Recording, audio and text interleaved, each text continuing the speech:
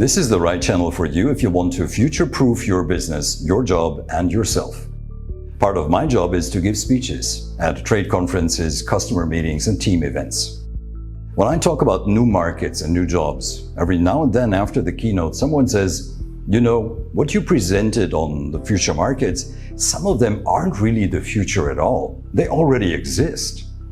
There is a thinking error and a bias behind that.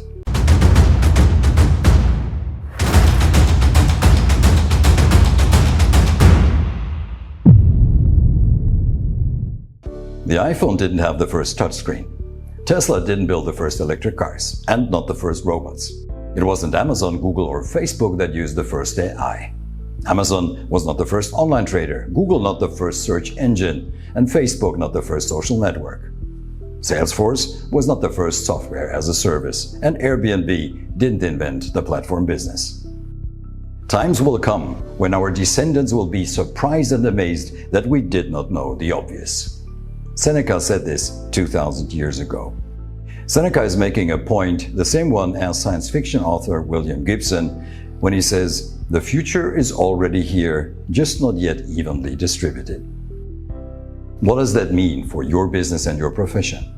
Right now, at this moment, somewhere, there are ideas and innovations that will revolutionize your business and your job, and you don't know about them. Do you remember, if you're not so young anymore, when you were traveling in train stations and airports in 1990?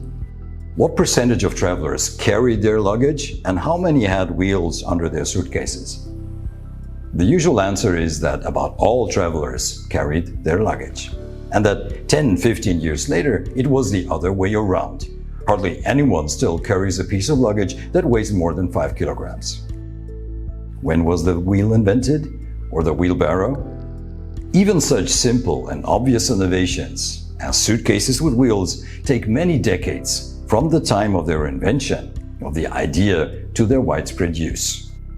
The first mention of suitcases with wheels is in 1850 in the Manual for Foot Travelers, in the form of bolt-on wheels. And pilot Robert Plath then made the final breakthrough with his rolling pilot suitcase in 1991.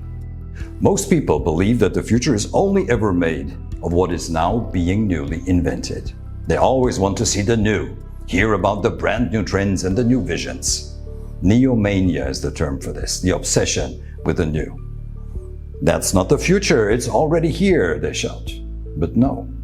Our work is not about entertainment through spectacular science fiction. It's all about real companies, real professions, and real future strategies. To believe that only the completely new is really the future is simply naive. Right now, at this point in time, there are far more new and fascinating things in this world than any of us knows. An almost inexhaustible universe of ideas and innovations is out there, just beyond our perceptual limits. If you perceive something as new, very often, mostly, it has actually existed for a very long time and has only now come from the outside to the inside of your perceptual boundaries. Assume that in every year, only a few percent really new comes into the world, but very much more simply enters our perceptual world. You've probably heard of the S-curve. Ideas and innovations often exist for years, decades, and centuries before they are finally adopted by people and spread into the real world. There are thousands of examples of this. The first fuel cell was invented by a German in 1837. The Brits claim it's 1839 by a Brit. The first photoelectric effect was discovered in 1839. That's the basis for photovoltaics for solar cells by Becquerel. In 1839, the Scotsman Robert Anderson builds the first electric car, 1839. And in 1899, the first electric car called La Jamais Contente travels at a speed of 100 kilometers per hour. The first low-carb principal concepts for nutrition appear in the 1860s. Now they have been popular for 20 or 30 years. The first hybrid vehicle, the first hybrid drive, was developed in 1896 by Anderson, 1902 by Ferdinand Porsche in Vienna. The first radio phones, the first cell phones, were used in 1918 at the Deutsche Reichsbahn in Berlin. The first vegetarian restaurants and fitness clubs, 1920s.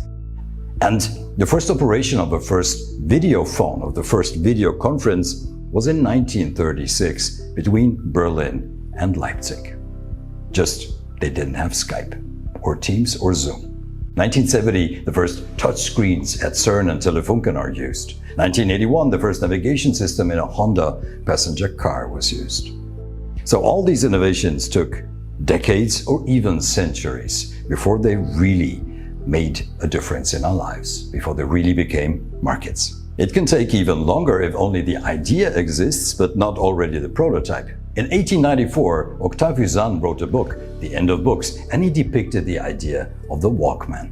The future is predominantly not total innovation and invention, but diffusion, which means the spread of ideas, the spread of concepts. Most people have no idea of what already exists today, and in some cases has existed for a very long time.